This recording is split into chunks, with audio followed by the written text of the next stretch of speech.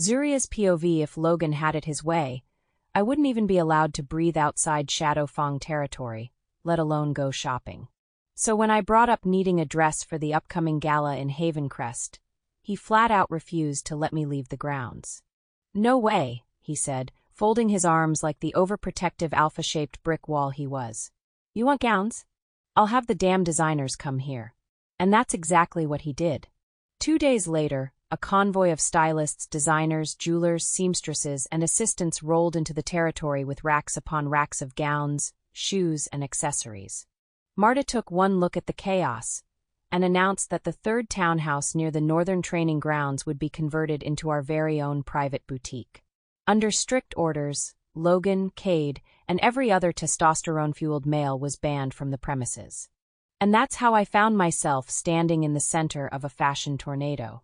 Swatches of satin, sparkles, and stilettos flying by as I let Marta, Naima, Camilla, Mira, Alara, Natalia, Sapphire, and 3 giggly omegas go full Cinderella on us.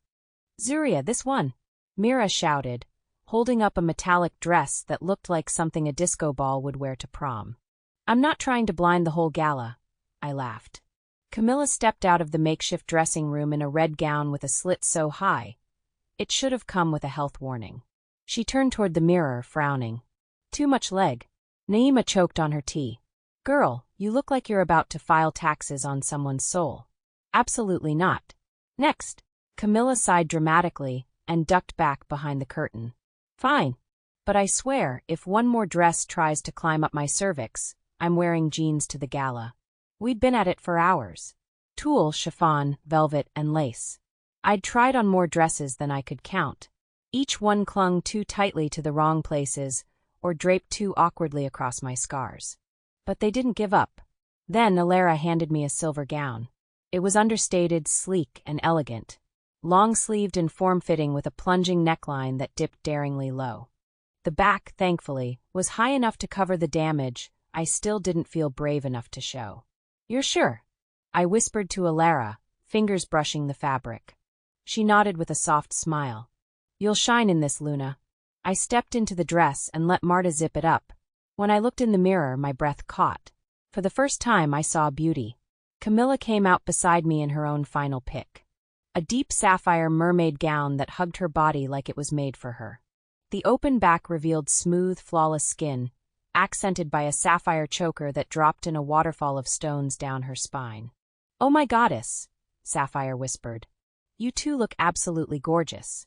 Marta sniffled, wiping her eyes. "You both are radiant. It's enough to make an old wolf cry." "Oh no," Camilla teased. "Don't get sappy on us now, Marta." "I'm serious," Marta said, dabbing at her nose with a tissue she pulled from her pocket like a seasoned warrior matriarch. "With these looks, I wouldn't be surprised if there's a pregnancy announcement before dessert at the gala." Camilla burst out laughing so hard she had to grab the wall for support. I, on the other hand, turned beet red. "Marta!" I groaned, covering my face. "What? I'm just saying." Marta cackled. "I swear," Camilla giggled. "If you jinx me into motherhood this soon, you'll be babysitting full-time." "Deal," Marta winked. As laughter rolled through the room, I settled into one of the oversized chaise lounges, the train of my gown draped over the side. Ayala waddled over, her belly round and glorious as she lowered herself beside me with the grace of a determined walrus. "I wish I could come to the gala," she pouted. "But I'd look like a glittering bowling ball, and I'm not risking it this close to my due date." Naima walked over and immediately placed her hand on Ayala's stomach. "I can't wait to meet them." Ayala smiled softly, covering Naima's hand with her own. "I'm excited to meet them too." The entire room softened around them. An unspoken hush, as we all acknowledged the beauty of what was coming. Then Alara stepped forward, holding a round silver tin. "Luna, I found something I thought you might like when I went into town last week." I opened the tin, and the scent hit me immediately. Rich cocoa butter, but with something more deeper. "Sandalwood? A whisper of musk? What is this?" I asked, eyes lighting up. "It's called cocoa butter cashmere," Alara said. "With notes of Egyptian musk and Australian sandalwood." I dipped my fingers in and rubbed a bit into my wrist. The scent warmed on contact, melting into my skin like liquid comfort. Camilla leaned over, took one whiff, and purred like a satisfied jungle cat. Oh yeah. That's the scent that's going to turn Alpha Logan into a panting pup. I choked on my laughter while Marta doubled over, clutching her stomach. Elara, Camilla grinned. If Zuria ends up with bite marks by morning, that's your fault. Elara looked scandalized. Don't blame me for the consequences of sexy moisturization. Even Naima couldn't help but snort. I'm just glad someone finally found a scent stronger than wolf musk. Strong? Camilla smirked.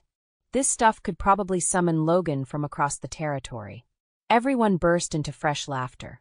I rubbed a little more cream into my hands, imagining Logan catching the scent and losing his alpha mind in the middle of a strategy meeting. I wouldn't be surprised if he made some ridiculous excuse like pack emergency just to drag me back to Shadow Fong. As the laughter died down, Camilla leaned against me, still in her sapphire gown, her arm draped over my shoulder. Naima passed around mugs of chamomile tea, and we all sat, draped in velvet and satin like royalty, sipping and giggling. Logan's POV, the packed grounds, buzzed with electric anticipation. From the training fields to the kitchens, Shadow Fong hummed with the kind of energy reserved for war. Or a really damn fancy party. It was gala day. Every warrior had been up since dawn, sharpening blades, cleaning armor, running final sweeps of the perimeter. Meanwhile, I hadn't seen Zuria all morning, and the separation was beginning to gnaw at me. She and Camilla had barricaded themselves inside one of the private townhouses along the western ridge. I had tried knocking earlier. I'd been denied entry, respectfully of course. Back away from the door, Alpha. Marta had bellowed from inside. If you so much as smudge her lipstick, I'll set your wolf's tail on fire. I had backed away with my hands raised, wisely choosing life over a sneak peek. Now, dressed in my tailored obsidian suit, I stood outside the townhouse, flanked by Cade, Maddox, Nicholas, and Theron. Warriors waited beside the sleek convoy of black SUVs, polished and gleaming under the early evening sun. The door finally opened, and the world stopped turning. Zuria stepped out first, radiant and ethereal. Her long silver gown clung to her curves like liquid starlight, the plunging neckline daringly bold, the back high enough to conceal the scars she still hid from the world. Teardrop diamonds winked from her ears. Her hair was pulled back in a twisted crown of soft waves, and her lips glistened a deep rose, with a scent that stirred something deep within. It was rich and warm. I couldn't blink, couldn't breathe. Camilla followed, a sapphire vision in a mermaid gown that fit like sin, her bare back shimmering with the waterfall of sapphires from her choker. Her dark curls had been pinned up with jeweled combs, and her lashes framed wicked, playful eyes. The brothers collectively gawked. No one said a damn word. I surged forward, pulled Zuria to me, and kissed her so hard she gasped into my mouth. Alpha Logan. Marta scolded, voice thick with mock outrage. You'll mess up her makeup. She's the most beautiful woman I've ever seen, I growled, my voice husky with barely restrained hunger. And this scent, goddess above, it's making me feral. Marta sniffed and turned to Elara. The cocoa butter cashmere was a good call. Elara smirked and offered a wink. Zuria, cheeks flushed, whispered, Logan, behave yourself. I'm not sure I can, I murmured, burying my face in her neck for a second. My goddess, that scent. You're lucky I promised not to mate with you in public. But I may break that promise. Camilla cackled behind us. Please don't ruin her dress, Alpha Logan. I think Marta would actually bite you. I pulled back with effort and watched as Cade approached Camilla. The Gamma looked completely undone by the sight of her. You're a goddess, Cade murmured, brushing his knuckles down her bare spine. Damn. Camilla smiled with mischief. Careful. That word might get you another bite mark. Oh, don't tempt me. As the rest of the warriors gathered for final instructions, Zuria grew suddenly tense. I immediately noticed and slid a hand into hers. She looked up at me. What do I do if I see Alpha Darien or Karen tonight? Before I could answer, Camilla crossed her arms and said, Oh, don't worry, little wolf. I might just rip their hearts out of their chests for payback. Especially hers. Cade smirked and muttered. She probably wouldn't hear half of what you say anyway. Camilla blinked. What do you mean? Maddox burst into laughter. Because he cut off one of her ears. Zuria gasped. You what? Camilla howled with laughter, almost doubling over in her tight gown. "You savage." "Oh, it gets better," Maddox added, grinning. "Let's not forget her missing fingers." Camilla paused mid-laugh. "Wait, what fingers?" "Kate also took 2 of those," Maddox replied with a shrug. Noema and Marta were clutching each other now, laughing so hard they wheezed. I smiled and looked at Zuria. "You don't need to worry, love. Between me, the brothers, Maddox, and your aunt, they won't even breathe in your direction." "Not unless they want to lose more body parts," Theron added cheerfully. Zuria relaxed against my body, her eyes warm and grateful. "Thank you." Camilla turned to Cade, her expression melting. "You're incredible. I love you so much. You and all your sadistic ways." Then she kissed him. I gave the signal, and the group broke formation to enter their assigned vehicles. Nicholas took the wheel of the lead SUV with another warrior in the front passenger seat. Zuria and I slipped into the back, where I immediately pulled her onto my lap. Theron drove the second SUV with another warrior, while Cade and Camilla lounged in the back seat, her bare back brushing teasingly against Cade's suit jacket every time she shifted. Maddox rode in the third SUV with several elite warriors. 3 more vehicles followed, each filled with hand-picked fighters dressed to blend into gala finery. If the night turned political or bloody, they'd be ready. The convoy pulled out, tires crunching gravel, and headed onto the main road toward the neighboring territory. 2 hours to the gala. 2 hours of my hand on Zuria's thigh, of quiet promises murmured in her ear, of stolen kisses and scent-drunk devotion. I didn't give a damn about the politics waiting for us. I was going to show the world who she belonged to. Camilla's POV, the SUV eased to a stop before an arched white stone entranceway bathed in soft golden light. My breath caught as I stared out the tinted window. The gala at Havencrest wasn't just an event, it was a statement. A declaration of power, lineage, legacy. The towering estate stood like a monument to wealth and tradition, the facade glowing beneath wrought iron sconces, and a full moon that hung like a diamond in the velvet sky. Cade slipped out first, then opened my door like some kind of damn prince. His hand extended toward me, eyes already locked on mine. "Ready, sweetheart?" I took his hand, my sapphire dress catching the light as I stepped onto the stone drive. The cold night air kissed my shoulders, but Cade's palm at the small of my back kept me grounded and warm. The hall loomed before us, grand and utterly majestic. Floor-to-ceiling windows framed the entrance and wrapped around the building like a halo of glass. Inside, warm golden light sparkled through enormous crystal chandeliers suspended like glowing constellations. White orchids and roses cascaded from elegant bronze vases, and shimmering strands of beads and crystal hung above the dance floor like dew suspended in time. Zuria stepped out of the SUV behind us, her silver dress glinting under the chandelier lights. She paused beside me, mouth slightly open. "Wow, that's a word for it," I whispered. Alpha Logan's hand rested protectively on the small of Zuria's back as he flanked her. Maddox and Theron just behind them like twin bodyguards forged from stone. 4 additional warriors, broad-shouldered and stoic, trailed close behind, their eyes scanning the crowd even before we crossed the threshold. Cade kept me tucked against his side, his warmth steady as we entered the hall. Nicholas walked to my left, flanked by 4 warriors, 2 of them female. They weren't in formal wear. They were dressed for utility, for movement. One of the women leaned in just slightly to Cade. "Instructions are clear, Gamma. Camilla is never to be left alone. If she needs to use the restroom, one of us goes with her." I raised an eyebrow, but Cade simply nodded. "You're a jewel," he murmured to me without missing a beat. "And I'd rather not lose a gem to a pickpocket or a wolf with a death sentence." I laughed under my breath. "You're ridiculous. And yet charming," he replied, pressing a kiss to my temple. The moment we stepped into the main ballroom, it hit me like a scene from a dream. A gleaming floor of polished marble in muted pearl tones stretched across the space. Subtle patterns shimmered beneath our feet, carved into the stone like ancient runes dusted in starlight.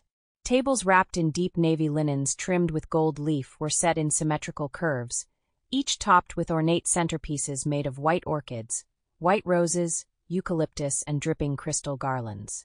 The ceilings were impossibly high, vaulted arches of steel and glass. Above us hung 5 massive chandeliers that looked like suspended galaxies, raining light over the mingling guests. Waiters moved seamlessly with silver trays, offering delicate flutes of champagne and hors d'oeuvres sculpted more than cooked. Zuria and I exchanged a glance. I didn't need to say anything. I saw the same awe mirrored in her eyes. This wasn't just a gala. It was a she-wolf's fairy tale. Cade leaned down, lips grazing my ear. The one in the burgundy suit over there is Alpha Quinton. He's from the Azure Crescent pack. Honest but greedy. Don't let him charm you. I nodded and whispered back, copy that. Greedy Quinton. Got it. He chuckled. Behind him, the man in charcoal with the silver pin? That's Beta Linford, Southern Glade pack. Harmless but gossipy. He'll want information. He uses it to fuel his power. We moved slowly through the space, pausing as necessary. I felt like a politician's wife, but with more muscle around me. Zuria stayed by Logan's side as he made his rounds, shaking hands and smiling that subtle, alpha smile that masked how many limbs he could snap. Every time someone bowed their head slightly and greeted her as Luna Zuria, I felt my heart warm a little. She held her chin high, grace in every movement. She was glowing, even in silver. Her wolf, Ileana, was practically vibrating behind her eyes. Logan's eyes never left the people around her, even as he spoke to them. Meanwhile, I played my part, smiling, nodding, leaning in as Cade whispered intel into my ear like a sultry CIA agent with a vendetta. That one's Beta Orla. Looks sweet, but she'll gut someone over territory lines, he murmured as a lithe woman in a crimson dress passed us. Got it, I whispered. Don't pet the territorial snake. You catch on fast, my little librarian assassin. I grinned, and Seraphina stretched lazily inside my head. I quite enjoy being on display. All these alphas, yet none of them compare to what's ours. We've made it an apex. Seraphina hummed. Goddess, your ego is bigger than Cade's, I retorted, as it should be. Look at Rook. Look at him. If swagger had a shape, it would be that wolf. I bit back a laugh. If we weren't already marked, I'd bite his pretty tail right now. Seraphina, behave yourself. You know he can sense what you're feeling now that we're mated. Good. I want him to sense that we might need a quickie later. It's not my fault. Cade looks so handsome in that suit. Cade's hand squeezed my side suddenly. Let Seraphina know I plan on obliging her demand a little later. I coughed, trying to rein Seraphina in. You two are something else. I am not going to spend the night arguing with my narcissistic wolf. She likes my wolf, he smirked. She wants to pounce on your wolf. His grin deepened. She's got good taste. We paused beside a long wall of windows, the entire ballroom reflecting like a mirror in the panes. From here, we could see the forest rolling out behind the estate, dark and quiet beneath the stars. Even the moonlight seemed to admire this night, bathing everything in silver blue light. The gala continued to buzz with polished smiles and political flattery. Are you doing okay? He asked, voice low. I turned to him fully, my hand resting lightly on his chest. With you here? It's a lot to take in, but I'm okay. His eyes darkened with something fierce and gentle all at once. If anyone here makes you feel uncomfortable, I will rip out their throat and use it as a tie. I blinked. Savage much? He shrugged. You bring it out of me. He kissed me again. Zuria's POV, the Havencrest ballroom, shimmered with opulence. Gold-trimmed crystal chandeliers hung in grand arcs overhead, catching the soft white lighting and scattering it across the marble floors like fallen stars. The scent of fresh white orchids and gardenias floated in the air, mingling with the crisp scent of champagne and candle wax. Towering floral arrangements of white orchids, white roses, hydrangeas, eucalyptus, and baby's breath adorned each marble pedestal and corner, glowing under spotlight sconces nestled high in the vaulted ceiling. Floor-to-ceiling windows framed the night sky, city lights flickering like distant embers across the landscape. The entire space glowed like an enchanted dream of modern elegance laced with primal undertones. Logan's hand rested protectively on the small of my back, grounding me through the elegance and power we waded into. I could feel the barely there pressure of his fingers over the fabric of my silver dress. Every so often, his thumb brushed a slow circle against me, a quiet promise that he was by my side. The people inside the gala were dressed in a spectrum of deep jewel tones and polished suits. Tuxedos with silk lapels, high-slit gowns with feathers or lace. "Alpha Logan," came the first voice. A silver-haired man bowed slightly. "And this must be the new Luna of Shadow Fong." Logan's voice was warm but firm as he replied, "This is my mate, Luna Zuria." It still stunned me, the way his voice wrapped around my name like it belonged solely to him. The word Luna slid into the air like thunder hidden in velvet, commanding attention. A few guests bowed their heads respectfully. Others offered warm smiles and compliments. "She's breathtaking. A Luna to match your strength, Alpha Logan. You've chosen wisely." The attention didn't rattle me, not with Logan's presence steady behind me. The room felt heavy with curiosity. Aunt Camilla moved gracefully nearby, Cade's hand resting firmly at the small of her back. She glowed in sapphire and diamonds that cascaded down her back. Cade whispered constantly in her ear. Nicholas and 4 warriors kept an even distance around them. Logan leaned down. "Remember, if at any point you need space or feel something's off, Theron or Maddox will be beside you. In addition to the 2 warriors at all times." I nodded, heart full from his care. We moved to greet more dignitaries. Alphas, betas, and ambassadors from various territories. Then I felt it. A tug. The energy in the room dipped into something sour. From the left side of the hall, Marissa slithered toward us, her dress tight and shimmery, though not nearly as elegant as the surroundings. Her expression was twisted into the kind of smile that hid nothing, snide, cruel, and dripping with spite. "Zuria," she said, eyes raking over me with disdain. "What are you doing in a place like this? You don't belong here." Before Logan could speak, a guttural growl vibrated through the air. It was Aunt Camilla. Her eyes glowed, Serafina pushing through the edges of her human form. Even the warriors tensed in reaction. Cade stepped protectively in front of her, though he didn't stop her. "Who is this piece of trash?" Aunt Camilla said coolly. "And why is it speaking to my niece with such disrespect?" Marissa's head snapped toward her, brows pinched. "Niece." That single word shattered her arrogance for a moment. Nicholas and Theron moved forward like shadows coming alive, flanking Marissa with quiet menace. Her smugness evaporated. Fear flickered behind her eyes. Logan's tone dropped to ice. "Watch yourself, Marissa. You just disrespected the Luna of Shadow Fong pack."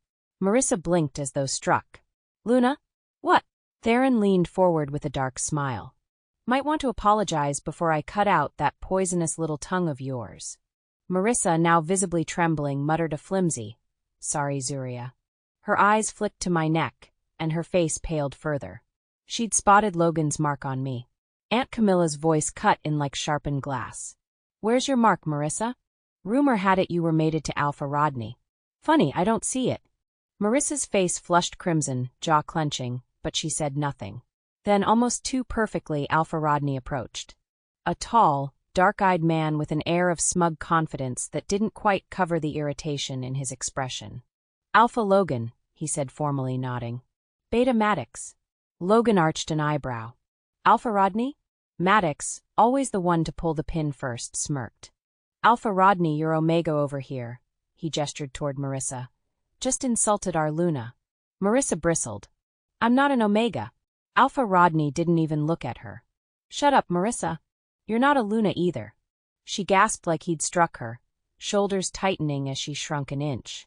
Alpha Rodney turned toward us. "Apologies on her behalf. She'll face consequences when we return home." Marissa paled, understanding what that meant. Consequences meant a night of punishment. Alpha Rodney turned back to Logan. "The Omega who was purchased by Alpha Darien and brought to your pack, I was hoping to ask." Logan lifted a hand, tone curt. "Tonight is not a night for personal inquiries. There's no need to discuss why she was required at Shadow Fong." Aunt Camilla's eyes burned as she stared at Alpha Rodney, unblinking. Hatred poured from her like steam from a broken pipe. Cade reached across their bond, calming her, his voice like wind through her mind. "Easy, baby.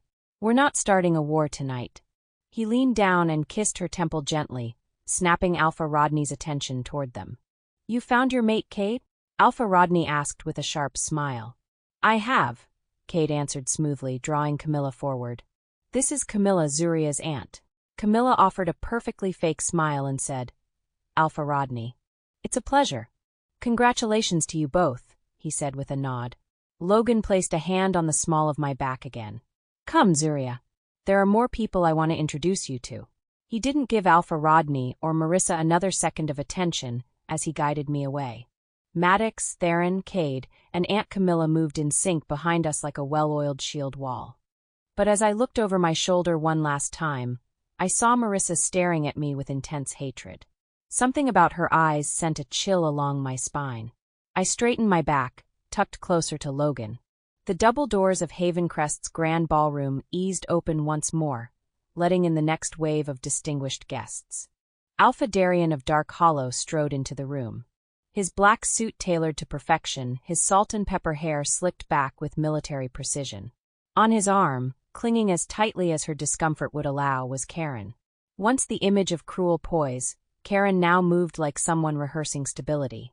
Her once glamorous expression was strained beneath a long, chestnut wig that swept over the right side of her face, conveniently hiding the brutal scar left by her missing ear. She wore an elegant crimson gown with a high collar and long lace gloves, the latter concealing the noticeable loss of 2 fingers. From a distance, she was still striking, still statuesque. Up close, her discomfort was evident in the rigidity of her jaw and the subtle tremble in her gloved hand as it curled around her husband's arm. Karen once thrived in the spotlight at events like this, but now she feared who might be watching her too closely. The humiliation of her last encounter with Shadow Fong's wolves was seared into her psyche. She initially didn't want to attend the gala, but Alpha Darien insisted they attend. Appearances mattered. Power required presence. Marissa's eyes lit up at the sight of her parents. She excused herself from a quiet corner where she'd been pretending not to sulk after the confrontation with Zuria and the warriors. She practically pranced across the ballroom. "Mom! Dad!"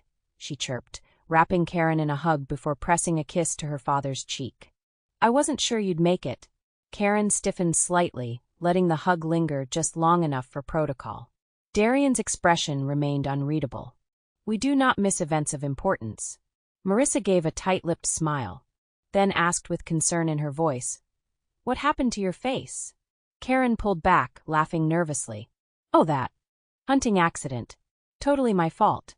Marissa's brows crept up skeptically, but she didn't press. "You always were reckless."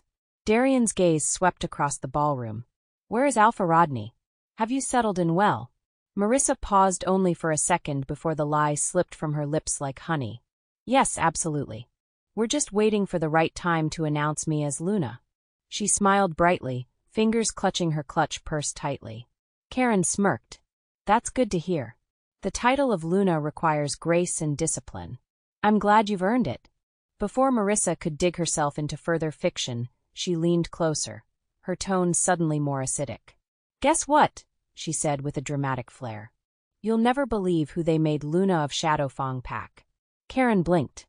"Who?" "Zuria." Karen recoiled slightly, then turned slowly toward her daughter, her entire expression twisted in disbelief. "Zuria," she hissed, voice low. "That ungrateful mutt?" Marissa gestured subtly toward the other end of the ballroom, where Alpha Logan stood protectively beside Zuria, his hand gently resting on the small of her back. Alpha Darien's eyes narrowed with interest.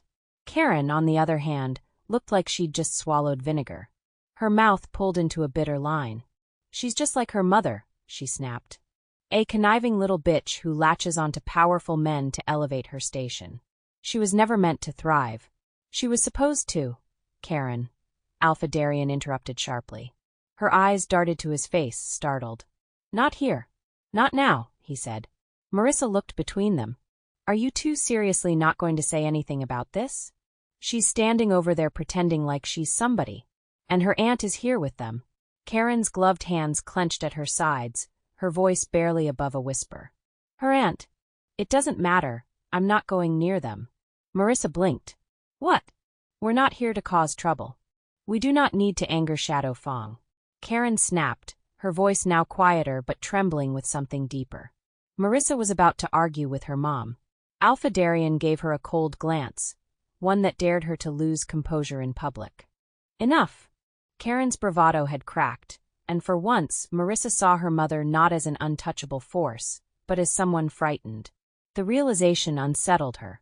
Karen turned her head stiffly and looked once more across the room to where Zuria stood, head high, with the mark of Alpha Logan on her neck and the unwavering support of shadow Fong wolves surrounding her.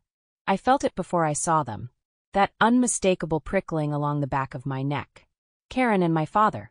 Karen stood near the far edge of the ballroom with Alpha Darien beside her, talking stiffly with a few unfamiliar alphas. She had that same sour expression pinched across her face like the world owed her something and refused to pay up. Her brown wig curled softly over her shoulders, cleverly hiding the jagged place where her ear used to be. My fingers curled into my palm. My heartbeat began racing, like muscle memory, like trauma trapped in bone. Logan's hand slid from the small of my back to wrap firmly around my waist. "Look at me," he said, his voice low enough that only I could hear it above the hum of champagne laughter and string music. "You hold your head up high," he said. "There's nothing they can do to you. Not ever again." I nodded and inhaled slowly, letting my shoulders straighten, letting my spine stretch tall. Aunt Camilla's voice slipped in from my left, quiet but full of teeth. "Would you like me to go over there and rip their throats out?" Startled, I chuckled. "Aunt Camilla, no. I'm serious," she said, her sapphire dress glinting with every shift of her hips. "I'll make it swift and clean." Before I could answer, Cade strolled up behind her. "I'd enjoy watching that. Haven't seen a good throat rip in weeks." I laughed. It burst out of me like sunlight cracking through clouds. "No," I said, shaking my head. "I'm okay." Logan squeezed my waist again, firm and grounding. His thumb brushed against my ribs in a way that made me feel tethered. Aunt Camilla winked at me. Serafina would love to use Karen's head as a bowling ball. Nicholas, standing just a few feet away, let out a laugh and said, "Do we get to set up pins?" Cade snorted. "Oh, I call strike." I had to press my fingers to my mouth to stop from full-on laughing. I couldn't believe I was laughing about this. About them. The fear didn't have claws anymore. "Thank you," I said, my voice softer now. "All of you." Logan leaned closer, his voice velvet and unshakable. "Zuria, you're Luna now. They are beneath you." I looked back across the room. Karen wasn't looking at me directly. Not anymore. Her eyes flicked toward me, and then away again like she couldn't quite stomach the sight. Alpha Darien stood stiffly, nodding absently at Marissa beside them. Marissa wore a polished, sharp smile. Performing as always. Camilla's POV something was off. It started with the faintest shift in the air. An undercurrent of something familiar that slithered through the gala hall, threading between the sweet floral arrangements and the laughter of alphas. The scent was distinct. Wolf. Westbridge. I knew it the way I knew my own name. And that wasn't a good thing. Westbridge wasn't exactly a place brimming with supernaturals. It was a human-majority coastal town, quiet, unassuming. The only reason a wolf would be there was if they were hiding or watching. Or watching me.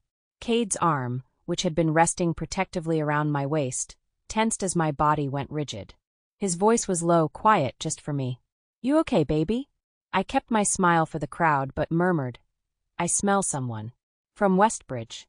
He froze beside me, his expression darkening. He knew what that meant. I hadn't made friends in Westbridge. I'd gone out of my way to avoid it. So if someone from there was here, they didn't just know my face. They knew me. And that was dangerous. Through the mind link, I felt his words ripple through the shadow Fong bond. Logan. Maddox. Nick. Theron. Eyes up. We've got a problem. There's someone here from Westbridge, but Camilla is not sure who it is. Let's move, I whispered to him. You sure? He asked. I nodded. If I circulate, I might catch the scent again. He gave a tight nod, slipping into silent warrior mode. His hand stayed on me, firm and grounding, as we casually began moving across the room. We passed politicians, PACs, decorated betas, and flirtatious women in gowns that shimmered under crystal chandeliers. But I wasn't focused on any of that. I was hunting. The scent flickered in and out. There one moment, gone the next, like someone slipping through shadows. It was maddening. At one point, it was strong by the bar. Then, poof, it was gone. I turned, catching just a hint of it near a service entrance, but a crowd of servers pushed past, carrying silver trays with champagne flutes and amuse-bouche. Cade's voice came through our bond. Could it be the catering staff? That made sense. It also meant we had no way to ID them without causing a scene. Shit, I think you're right, Cade, I responded. And then they appeared. 2 older wolves, dressed in the formal robes of high-ranking elders. Their eyes were sharp, cutting through the glamour of the gala like blades. They moved toward us with purpose. "Hello," one of them said softly. "Forgive the interruption. Might we speak with you?" Looking directly at me. Cade stepped forward, his stance protective, possessive. His hand slid more firmly around my waist. "About what?" he asked flatly. The elder gave a diplomatic smile. "It would be better discussed in private." Cade's voice was ice. "That won't be happening without our alpha." He didn't even break eye contact as he mind-linked again, calling for Logan and Maddox. Moments later, Logan and Maddox appeared through the crowd like summoned beasts. Logan was all command and alpha energy, Maddox bristling with power just beneath the surface. Logan's voice was neutral but firm. "Is there a reason you're speaking with my gamma?" The elder turned with a measured nod. "Alpha Logan, we didn't realize they were yours." "They are," Logan said without missing a beat. "Now again, why are you approaching them?" The second elder's gaze drifted toward someone behind Logan and smiled. My stomach dropped. "Zuria." The elder's eyes twinkled. "We'd also like to speak with that young lady you're escorting." Logan's tone sharpened. "That young lady is my Luna." Both elders blinked in surprise. The smile faltered. The first elder bowed his head slightly. "We'll be in touch. A meeting must be arranged. It concerns your Gamma and your Luna." They turned and walked away without further explanation, their silence heavy and foreboding. Maddox scoffed. "Elders are always poking their noses where they don't belong." "They know," I whispered. "Or they suspect what Zuria and I are. I'm sure they can sense it." Logan nodded slowly, eyes scanning the room. "Then we're leaving." Cade's hand gripped mine. "Let's get the hell out of here." The ride back to Shadowfang was dead silent for the first few minutes. The air was heavy. My skin prickled with unease, and I found myself staring out the window, watching as the lights of the gala faded behind us. "They know we are here. They now know of us," I finally said. Cade's arm tightened around my shoulders. "Yes, I'm sure. And then there was that scent. It was definitely from Westbridge." He nodded. "Which means someone knows who you are. Someone may have been watching you there." I exhaled shakily. "And the elders? They knew something was different. About me. About Zuria." I rested my head against his shoulder. "I'm not scared for me. I'm scared of what this means for Zuria and my siblings." He held me for the rest of the ride back, his warmth steady and solid. Cade exhaled heavily, threading his fingers through mine. "We'll figure it out. We've got Logan, Maddox, Nicholas, Theron, and me. We don't let outsiders mess with our own. They want to dig into secrets? They'll choke on their own teeth trying." That earned a half laugh from me, but it fizzled quickly. Still, I can't stop thinking about the scent. It was close. Watching. Then gone. The tires hummed softly against the dark road as we headed back toward Shadowfang territory. The moon rode high above us, casting silver streaks over the treetops, but all I could focus on was the buzzing in my chest. Cade hadn't let go of me since we got in the car. His arm was around my shoulders, and his other hand was resting on my knee, rubbing slow, grounding circles with his thumb. Still, I couldn't stop replaying everything. The shifting scent. The elders. Their peculiar request. Logan's POV. The convoy rolled through the gates of Shadowfang, the weight of the gala still pressing on my chest like an iron hand. I hadn't said much during the drive. I didn't need to. Zuria sat beside me, her fingers laced in mine, silent but alert. I glanced over at her in the dim glow of the evening sky. She was staring out the window, her posture tense. That calm exterior masked the storm inside. I squeezed her hand firmly. "You held your ground tonight. I'm proud of you." She turned her head slightly, offering me a small smile that didn't quite reach her eyes. I wanted to shift and rip out her vocal cords. "Which one?" I asked dryly. "All of them." That pulled a low chuckle out of me. "You would have had to wait in line behind Camilla and Cade." At that, she let out a soft laugh and shook her head. Aunt Camilla really offered to use Karen's head as a bowling ball. Cade really would have enjoyed the show. Zuria met my gaze, her eyes gleaming gold in the shadows. I love you, Logan. My heart swelled while Jackson purred. I love you too, Zuria. When we arrived at Shadowfang territory, I heard a deep sigh of relief slip from Zuria. I got out of the car and moved to her door, opening it for her. She stepped out slowly, the hem of her silver dress brushing against her legs, still stunning despite the exhaustion behind her movements. I'll call a meeting tomorrow with everyone. But tonight we rest. I lifted her hand and pressed a kiss to her knuckles. We made our way inside, the house quiet. Marta had left lights on for us, bless her. I guided Zuria upstairs, not saying much more, because there wasn't anything that needed to be said tonight. She changed quietly, pulling on one of my shirts. 3 sizes too big and perfect on her. My scent made her feel calm and peaceful. I stripped out of my suit and joined her in bed, drawing her against my chest as her breathing slowed. The dining room of the pack house was unusually silent for a space usually bursting with laughter, coffee mugs, and clinking cutlery. This morning after breakfast, I asked everyone to meet at the pack house meeting room. The low hum of anxiety clung to everyone present. Maddox, Dante, Ayala, Naima, Camilla, Cade, Theron, Nicholas, Zuria, and I were seated at the long oak table. The blinds were cracked just enough to let in the overcast morning light. Rain was expected later today, but the storm I was bracing for had nothing to do with the weather. I cleared my throat, my hand resting firmly over Zuria's where it lay on the table. She gave a faint squeeze back. She'd been quiet since she awakened this morning. We need to go over what happened at Havencrest, I began, my voice steady.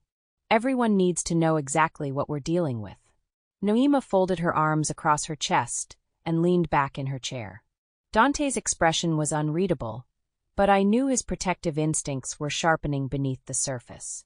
The moment I mentioned Zuria and Camilla, he'd be fully locked in. Camilla spoke, her tone thoughtful but clipped. I caught a scent, she said. Faint, slippery, but unmistakably familiar. It came from Westbridge. Noima's eyebrows lifted in concern. From Westbridge? Camilla nodded. Which means someone was there, at the gala, who may have been watching me. And considering how I lived before Shadowfang, I don't exactly have a long list of friends. Cade's jaw flexed as he watched her carefully, sensing the unease she tried to hide. The scent kept disappearing and reappearing. We couldn't lock on to it. Cade thinks it might have been one of the catering staff. Nicholas scoffed. Outsourced crew. No background checks, no pack links, no accountability. It's a fucking perfect cover if someone wants to spy. Zuria shifted beside me, her voice soft but heavy. I shouldn't have gone. I think I made things worse. Zuria, I said, turning fully to her.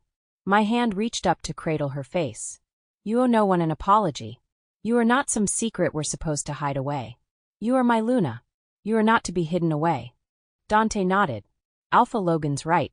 Anyone who sees you will know it now. No one dares to question that. Camilla leaned forward, eyes fierce. We can't live in fear anymore. We can't keep hiding. Cade gave her a proud, slow smile, then brought her hand to his mouth and kissed her knuckles. Her eyes softened at the gesture. Noima's expression was unreadable. Then she broke into a grin. Shadowfang alone is a powerhouse. But with 4 lichens and 5 dire wolves. She chuckled darkly. Let someone try us. I dare them. Maddox leaned forward slightly. I just got word. The Elders' Council will arrive in 5 days. They'll expect to be hosted. Nicholas made a dramatic groaning noise, then rolled his eyes so hard I thought they'd stick. Of course they want to be hosted. They're not here to share fruit baskets. They're here to shove their noses where they don't belong. We host them, I said firmly. We show them respect. But we do not drop our guard. Until they make their intentions known, we treat them as potential threats. Ayala, Camilla, Naima, Zuria, you don't leave the grounds unaccompanied. Understood? That goes for you too, Dante. Everyone nodded. 5 days, I said at last, my tone returning to command. We prepare and we watch. If the elders want to play politics, fine. But if they're here for something more, then they picked the wrong pack. I'll make sure my knives are as sharp as ever, Theron said, his voice strong and unwavering. Nicholas grinned. Mine are so sharp they could cut the air before it even leaves your ass. Cade coughed on a laugh, and I rubbed a hand over his face. Camilla roared with laughter, nearly falling sideways into Cade. This right here is why the phrase, the brothers makes people shit themselves. You three are unhinged. Nicholas raised a brow and pointed a lazy finger at her. And you mated the craziest one. Camilla's gaze turned sultry as she looked at Cade. Lucky me, she purred. Ayala snorted. This pack is a damn sitcom. We laughed because we had to. The tension didn't leave the room, but the laughter loosened its grip. Just enough for us to breathe again. Zuria sat on the windowsill in my office, bathed in the soft morning light that filtered through gauzy curtains. The warmth of the sun did little to ease the tightness curling in her chest. I entered silently, a steaming mug of tea in each hand. Without a word, I set one on the windowsill beside her and crouched down, resting my arms on her knees. You didn't sleep. Zuria looked away, her eyes tracing the edge of the woods beyond the compound. Neither did you. Touché, I murmured, then leaned forward to press a kiss to her knuckles. Talk to me, Zuzu. The nickname starting to stick. I shouldn't have gone, she said quietly, her voice cracking with guilt. What if I brought danger to the pack? Camilla said someone was there to spy. The elders clearly know what I am, or suspect it. And if they do, let them, I said, my voice low and steady. You're not a secret to be hidden, Zuria. She smiled, just barely, and leaned into my shoulder. You always make me feel safe. Good. Because I'd burn down the world for you if I had to. Zuria laughed softly, the sound muffled against my chest. Let's hope it doesn't come to that. I kissed the top of her head and whispered. Still. I'm sharpening my claws. Just in case. Ayala and Dante sat on a bench beneath the large weeping willow that swayed gently at the edge of the training grounds. The wind tugged at Ayalla's hair, and Dante's hand found hers instinctively, grounding her. I don't like this, she muttered, glancing around as if the elder council might appear from the trees. It feels like they're hunting us. They are, Dante said flatly. Or, at the very least, trying to assert dominance they don't deserve. Ayala's jaw clenched. What if they try to force a separation? What if they use some archaic rule to say I don't belong here? They'll have to get through me first. Dante squeezed her hand tighter. You're not just anyone, Ayala. You're my mate. You're part of this pack just as much as I am. Her eyes filled with quiet fire, but there was a tremble in her lips. And what about you? You're still hunted. The last of the Velaran males. You think the elders won't try to use that against you? I've survived worse, Dante said. I'll survive them too. She exhaled shakily and leaned her head on his shoulder. I just want peace. We'll get there, he promised, voice softening. But sometimes peace starts with a war. And I'd rather fight beside you than live quietly without you. Camilla stood in their shared bedroom, staring at the old leather-bound book open on the nightstand.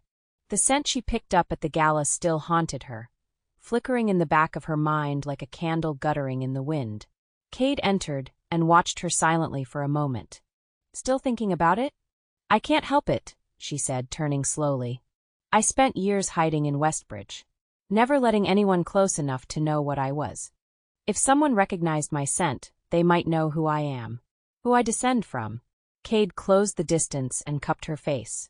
You're not in this alone anymore, Camilla. Remember that. Anyone, and I do mean anyone, would have to get through me first to get to you. She nodded, smiling. And if by some unfortunate chance they get past me, my brothers would protect you with their lives. Individually, we are a menace. But together, well, few have lived to tell the story, Cade admitted, pulling her into his chest. Camilla buried her face in his chest and giggled. True, you three are something else. I wonder how your mom was able to handle you three. He grinned. It took our mother, our father, and Marta to rein us in, but we made sure we gave them all hell. Camilla laughed. As the first vehicle parked and the door opened, Logan straightened, spine taut as a bowstring. From the first SUV stepped an elder Logan recognized instantly, Elder Rowan Thatcher. A sharp-featured man with steely gray hair tied at the nape, his bearing stiff military-like. His deep emerald robes fluttered slightly as he stepped forward with two others. One a smaller, wiry woman with short curls and sharp eyes. Elder Miriam Ainsley, the other a broad, silent man with skin the shade of deep cedar and a gaze like polished obsidian Elder Torin Vesk. Behind them, more vehicles opened, spilling out 9 others. Some were unfamiliar, their scents foreign, while a few Logan knew only by name or reputation. He took one step forward.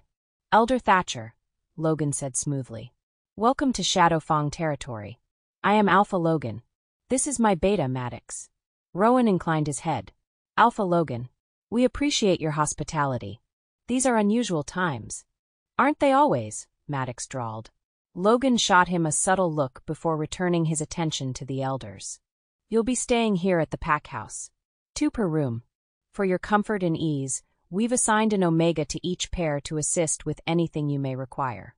At that cue, a line of 6 Omegas stepped forward with polite nods. Logan gestured with his hand. "This is Isla, Nico, Leora, Benji, Tamrin, and Ellis.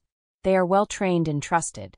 Isla, a calm, auburn-haired woman, stepped toward Elder Miriam and Elder Rowan. "We'll get you settled," she said, her voice honey-smooth. Nico, a tall and lean Omega with striking blonde curls and ocean-blue eyes, approached Elder Vesk and a stern-looking Elder Helena Darrow, who had a perpetual frown carved into her weathered face. Leora, a petite Omega with rich brown skin and large eyes, took Elder Alric Devon and Elder Cassia Miles. Both wore regal dark green and silver robes and looked unimpressed with the decor. Benji, freckled and friendly, walked toward Elder Bree Van Hale and Elder Sarah Deloach. Tamrin, a stocky woman with kind eyes, escorted Elder Dagon Crane and Elder Elira Winthrop. Finally, Ellis, quiet and composed, greeted Elder Tovius Arlen and Elder Gwyneth Hale. Each Omega introduced themselves in a clipped but respectful manner and led their assigned elders into the pack house 1 pair at a time. The buzz of murmured greetings and curious glances from watching pack members carried like static. Logan turned to Maddox once the last elder disappeared inside. "Make sure security doubles on the 2nd floor. No elder is to roam freely, not without an escort." Maddox nodded. "Already ahead of you. Theron and Nicholas are on rotation. Veronica's team is covering the perimeter. Elijah and Bryson are on floor detail." Logan's gaze followed the last elder's robes vanishing past the threshold. "We have to keep this professional, no matter how much they try to provoke us." Camilla's POV. Camilla leaned near the railing on the 2nd floor landing, hidden from view by a thick wooden beam. From her perch, she could see the elders being escorted into the rooms below. Her sharp gaze tracked every movement. "See anything suspicious?" Cade asked, appearing beside her like a shadow. She shook her head, though her body was tense. "Not yet. But something's off. There's too many of them for a simple diplomatic visit." "You're not wrong," he said, his hand settling on her waist. She exhaled and rested her head briefly against his chest. "That scent from the gala. What if one of them brought that wolf here?" "Then we'll find them," Cade murmured. "And they'll wish they'd never stepped foot on these lands." Camilla didn't answer. But her eyes stayed sharp, narrowed with quiet fury. The sun had barely risen above the tree line, casting a soft golden glow over the vast expanse of the Shadowfang packlands. Morning mist clung to the grass like a shroud, disturbed only by the sound of booted feet and murmured conversation. The great hall, located to the east of the pack house and used only for significant gatherings, buzzed with tension. Today it bore witness to a historic meeting. 12 members of the Elder Council had arrived. Inside the great hall, Logan stood tall at the head of a long mahogany table.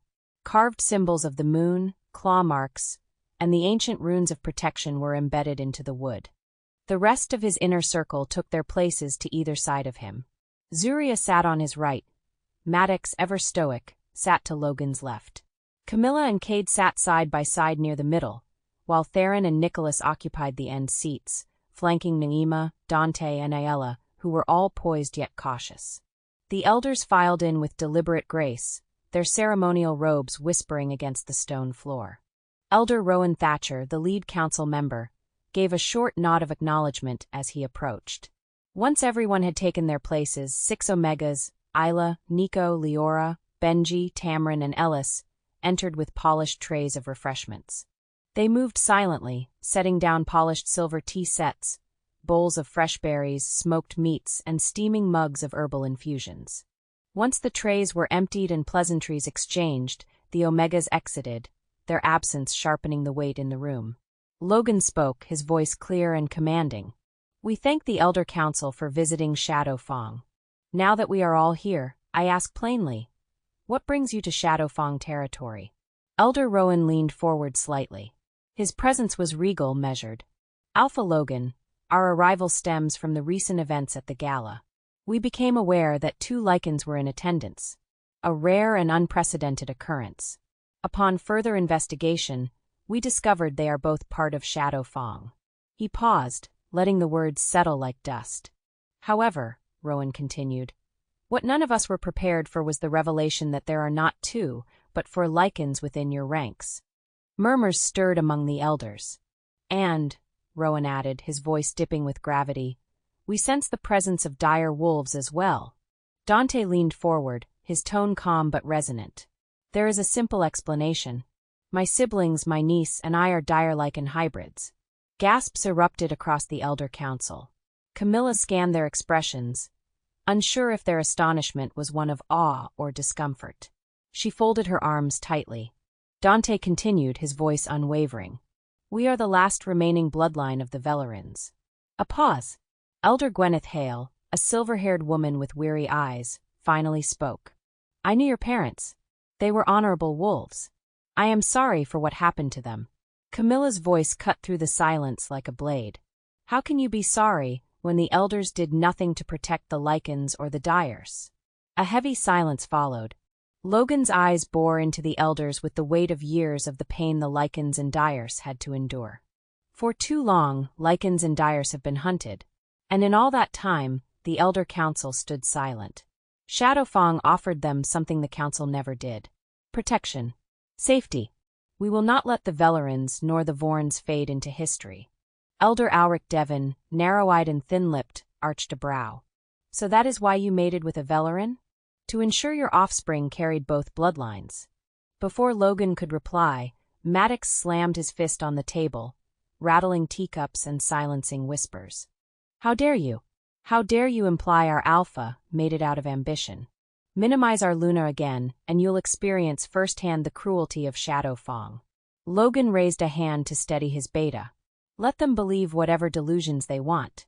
But make no mistake, Elder Devon, my mate is not a political pawn. She is my equal. And if anyone dares treat her as less, they will understand what I'm willing to do to protect her. Naima smirked, folding her hands. Elder Sira de Loche, one of the younger council members, tilted her head. Speaking of your Luna, she is different. She exudes an alpha presence. Logan met her gaze evenly. My Luna is that, so what's your point? Camilla nodded, arms crossed. Elder Rowan turned to Zuria. Luna Zuria, are you here by your own free will? Were you coerced into mating with Alpha Logan? We've heard rumors that you were taken to repay a debt. A low growl escaped Dante, his teeth flashing. Through their bond, Ayala silently pleaded, calm down, my love. Zuria lifted her chin, her voice calm but clear. It is true that I initially came to Shadowfang as a way to repay my father's debts. But what started as an obligation became love. Logan and I chose each other. I marked him first. Gasps. Elder Miriam blinked. You marked him first? Zuria offered a small smirk. I'll spare everyone the graphic details. But as everyone in this room knows, marking doesn't happen during a polite dinner. Nicholas and Camilla both chuckled. To be clear, Zuria said, meeting each elder's gaze, I want to be here. I chose to be Luna. Logan looked at her with unhidden pride. Elder Torin, quiet until now, finally asked, How is it that you have an alpha aura, Luna Zuria? Naima spoke up. Allow me to answer. Luna Zuria is my daughter. Her father is Alpha Darien of the Dark Hollow Pack. Yes, I had an affair. And no, I will not provide details of what happens between consenting adults. But what matters is that my daughter is of alpha blood, dire blood, and Lycan blood. Elder Helena Darrow scoffed. No one person should carry that much power. Logan's voice cut across the room. And what do you propose we do with someone who has that much power? Elder Helena looked away, offering no answer. Naima's words came through clenched teeth. It sounds like you're afraid of her. Because her bloodline is stronger than anyone in this room. Several elders visibly swallowed. Camilla leaned forward.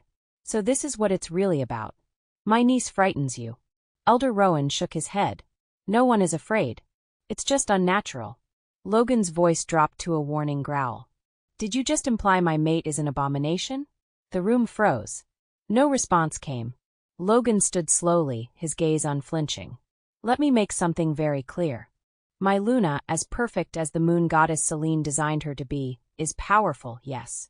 But no one, and I mean no one, refers to her or any member of my pack as unnatural. I give the Elder Council your due respect, but if anyone disrespects her, the hell I will unleash will make demons blush. Several elders flinched, though they tried to hide it. Elder Rowan cleared his throat. We would like to speak to Luna Zuria. Alone? No, Logan answered instantly. Elder Auric's voice rose. Alpha, you're being disrespectful. Asking to speak with her privately is a formality. Your permission is not needed. Logan's eyes narrowed. While you reside on Shadowfang territory, it is my decision. And hers. A private meeting is not an option. Maddox leaned forward. How do we know one of you isn't working with the hunters? For their blood. Chaos erupted. The elders snapped in outrage, overlapping accusations and rebuttals. We would never. That's an abomination. Unthinkable. Elder Rowan raised both hands. Enough. Beta Maddox, I assure you, no one on the council would ever stoop to such treachery. Camilla's voice was venomous. Yet not one of you has ever lifted a finger to protect us. And now you want us to trust you. Ignoring her, Elder Gwyneth turned to Aella. When are you due, Miss Aella? Aella smiled with false sweetness. You know how babies are. They come when they want. Dante grinned beside her. Elder Brevan tilted his head. And where is the father of your child? Dante said. You're looking at him. A heavy silence followed. Elder Rowan exhaled. Interesting. Elder Gwyneth said, it may be best that the child is raised by the Elder Council. A child born of lichen and dire needs to be taught to be an asset, not a threat. They will have a structured educational upbringing. Dante shot up from his seat, almost shifting into his lichen form.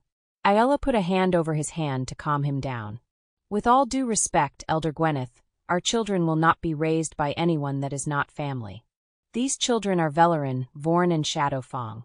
I'm sure you are well aware there's nothing more dangerous than a mother protecting her young.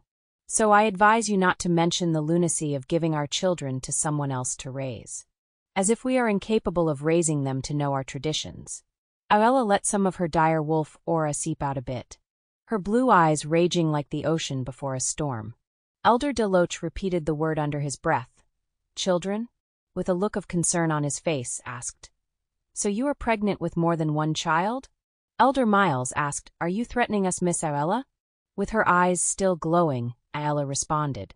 Threat or promise or warning. Whatever you want to call it, is entirely up to you. Just know you have been informed of the outcome. Logan stood tall, voice clear and final. We've answered your questions. Enjoy your stay here at Shadowfang for the remainder of your visit. But respect our laws. Because we will not hold back in protecting our own. He held out his hand to Zuria, who stood gracefully and took it. They exited together. Dante pulled Aella's chair out, helped her up, and followed. Cade rested his hand on Camilla's lower back, escorting her out.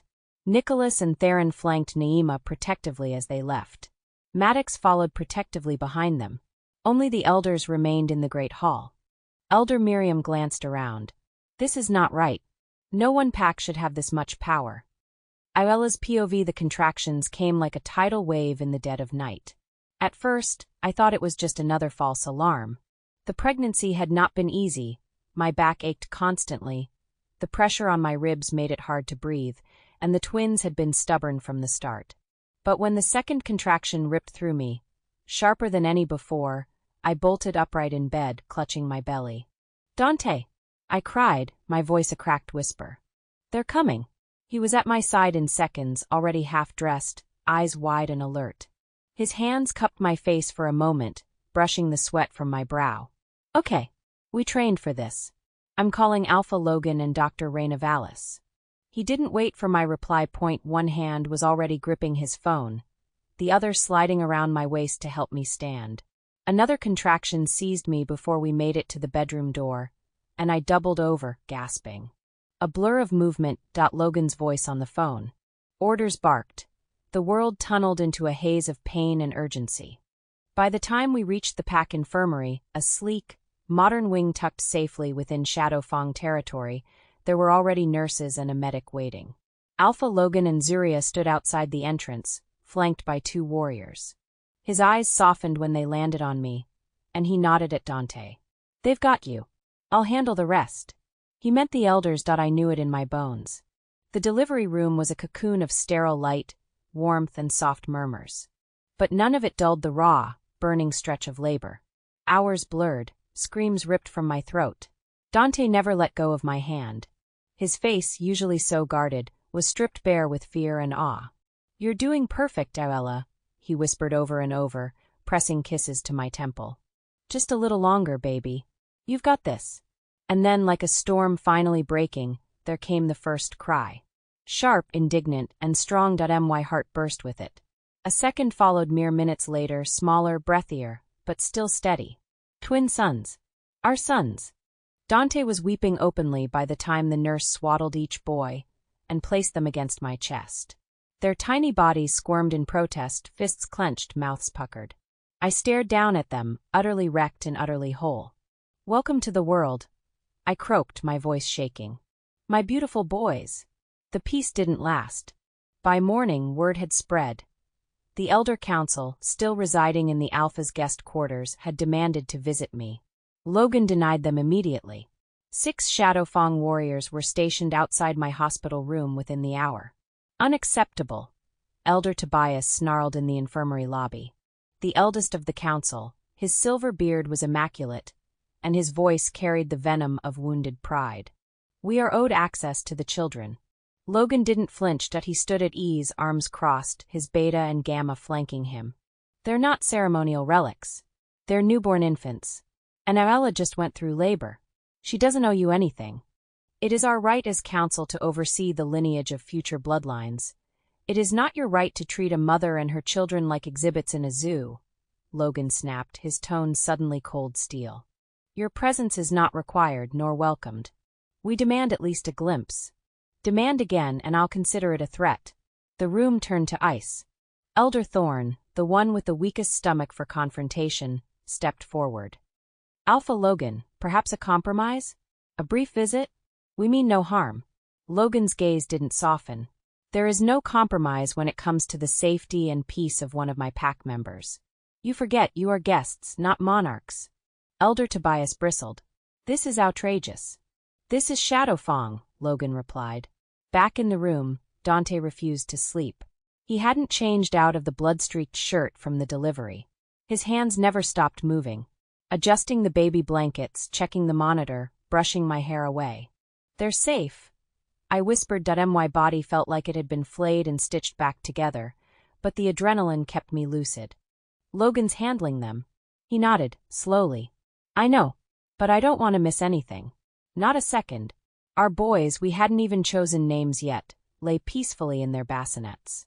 Identical tufts of dark hair crowned their heads, their chests rising and falling in tandem. Dante moved to the side of my bed and knelt, pressing his forehead to my arm. "I watched you bring life into the world, Aella. You were so strong. So fucking strong. I'll never be the same." Tears spilled freely down my cheeks. I slid my fingers through his hair. "Neither will I." There was a knock at the door, light, cautious. "It's me," Alpha Logan's voice called softly. Dante rose, opened it a sliver. Alpha Logan kept his distance, his tone quiet. "All is handled. The elders won't bother you again." Dante gave a tired smile, voice hoarse. "Thank you. For protecting her. For protecting them." Alpha Logan's expression shifted into something deeper. "They're ours now. All of them. This pack doesn't let go of its own." He looked past Dante, met my eyes, and gave a rare, genuine smile. Then he left, boots echoing down the hallway. Later that night, with the boys asleep and the lights dimmed, Dante finally climbed into the hospital bed with me. We didn't speak. We just held each other, our sons tucked between us, the scent of them like wildflowers and new beginnings. Outside, the warriors stood silent and unmoving, protecting the door. The soft beeping of monitors and the gentle hum of hospital machinery formed a quiet lullaby that wrapped around me like a blanket. Sunlight filtered through the narrow window of my hospital room, bathing everything in a golden haze. Dante was asleep in the chair beside my bed, his fingers still laced with mine. His dark lashes brushed against his cheek. His lips parted just slightly, as if even in sleep he refused to let his guard down completely. There was something profoundly humbling about watching the mate you love, fierce, protective, terrifying in battle, curl up beside your hospital bed like a loyal hound refusing to abandon its post. My body ached. Every muscle, every bone, every part of me reminded me that I had just brought 2 lives into this world. And yet, I felt whole. I felt powerful. I turned my head slowly, careful not to disturb the bundle nestled beside me. 2 of them, actually. Tiny fists peeking out from soft blue blankets, their breathing shallow but steady. I could barely tear my eyes away. My sons. A soft knock sounded at the door before it opened gently. I looked up, already knowing who it was. The scent of roasted meat and cinnamon clung to the air before she even stepped through. Marta. She entered with the confidence of someone who'd already decided she would not be turned away. I brought food, she said brightly, carrying a large basket that gave off the most mouth-watering aroma. Real food. Not that nutrient paste they try to pass off in the hospital. Camilla trailed in behind her, wearing a flowy slate-gray cardigan and leggings, her dark curls pulled into a loose bun.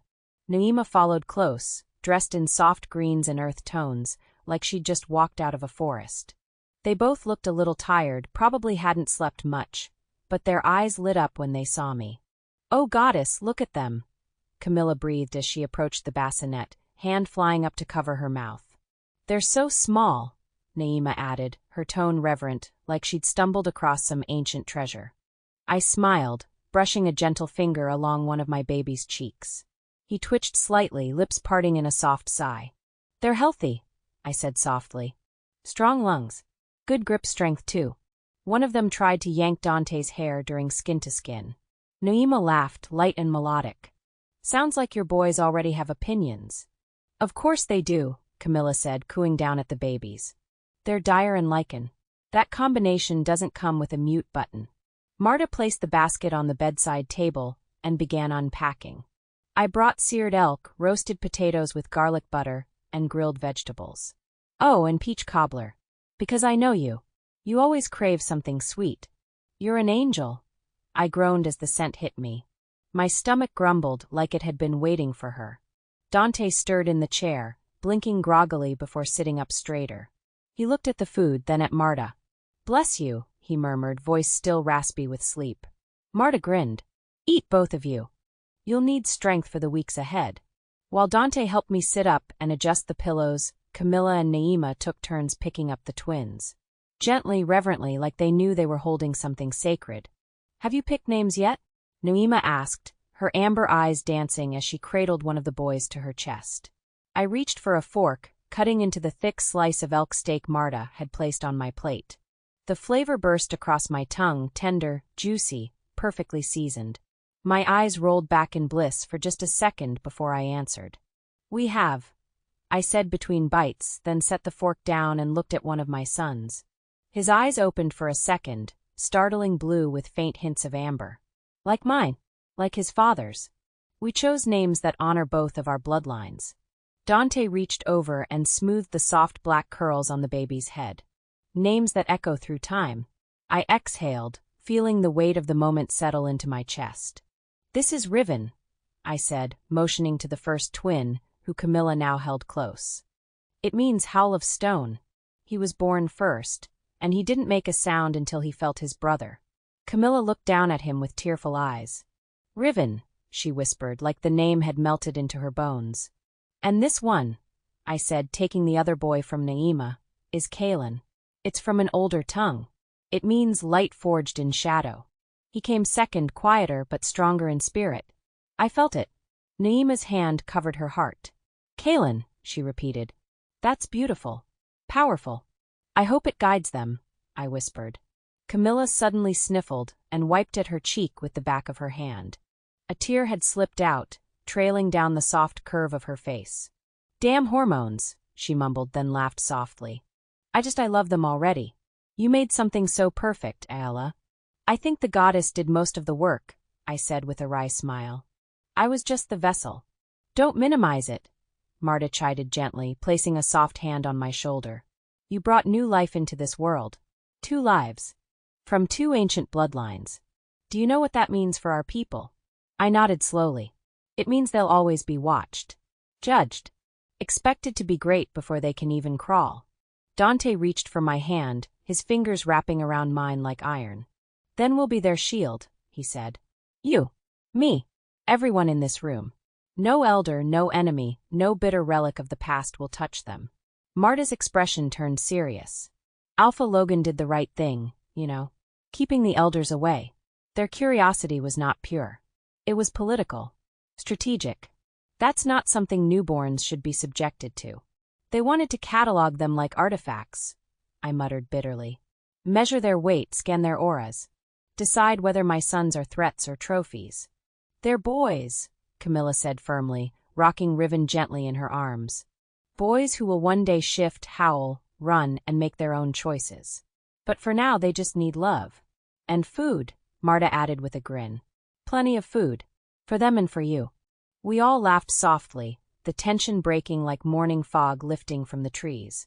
The sun had fully risen now, casting gold across the tiled floor and catching on Kalen's long lashes. He yawned, a tiny, sweet sound that made my heart ache in the best way. They're going to change everything, Naima said quietly. I know, I whispered, my eyes locked on them both.